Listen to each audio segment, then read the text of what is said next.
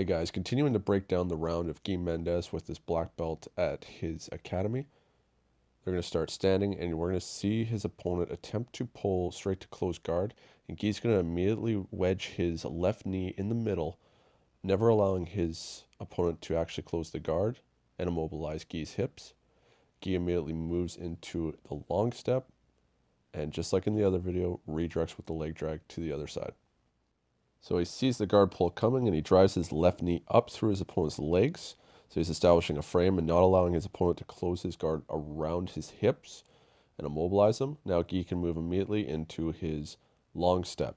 So he establishes a grip on the right pants of his opponent, punches his arm out straight to establish a frame, accessing the leg as a lever, and Gui's hips are extremely far away from his opponent's body, sprawling out on that leg. Now his opponent starts to build the base, so Gui redirects and starts establishing the leg drag. So his opponent's trying to establish frames here with his arm and with a high leg of the left leg, but Gui is redirecting the hips the opposite direction. So with his opponent's hips being pointed to the left and his opponent trying to point the frames to the right, his posture starts to get broken at the hip.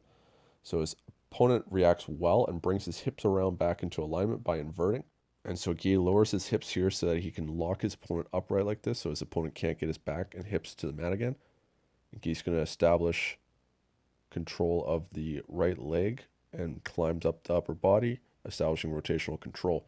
So Gui steps off to the side here while still keeping his opponent driven forward so that he's able to now not have to rely on as much flexibility, and he's going to be able to recede his upper body behind his opponent's hips while he starts setting up the truck position. He brings his left leg over top to his opponent's calf so that he can keep the leg extended. So now as he baseball slides and drops behind his opponent's hips, he can bring his right leg over top into the bend of his opponent's knee, placing the control here. Now he's got a grip with his right hand here on his opponent's collar so his opponent cannot turn to the left or right. He has rotational control established. And while he keeps the control of his legs, he's going to continue to move up in a different gripping sequence here, continually keeping rotational control of the left side of his opponent's shoulder so he can move into the back position. Gui is establishing a grip on the collar to start threatening the choke, but he's too low on his opponent, so we're going to see him build the base, perform a chair sit to get himself to the proper angle, while he gets a grip with the left hand to pull the slack out of the gi, and finish with the collar choke on the back. So within the stand-up position again, his opponent's going to pull guard, and we're going to see Gui immediately start threatening with passing, once again not allowing his opponent to establish any kind of dominant control. Goes for that long step, just like before, but this time spins around to a knee ride. So this time Gui doesn't have control of the pants. His opponent has a grip of the sleeve, and Gui's got the return grip. And while he's performing the long step, his opponent's arm is actually fully extended here, blocking their own ability to use their right leg to effectively follow. And so a really cool variation of the long step.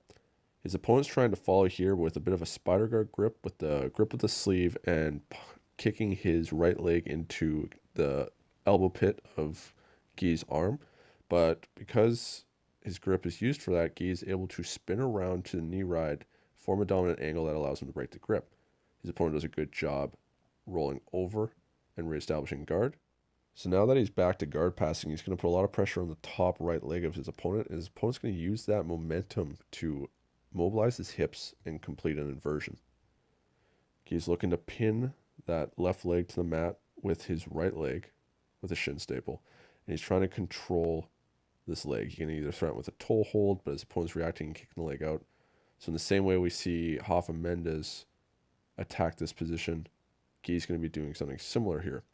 Controlling up at the pants, looks to disengage and redirect, but his opponent is actually really strong in this position right now and is choosing to stay inverted rather than spinning back through to an upright guard position. Now as his opponent is kicking this left leg straight, we're going to see Gui jump and try and pull him into a knee bar, but he's unable to control the knee line.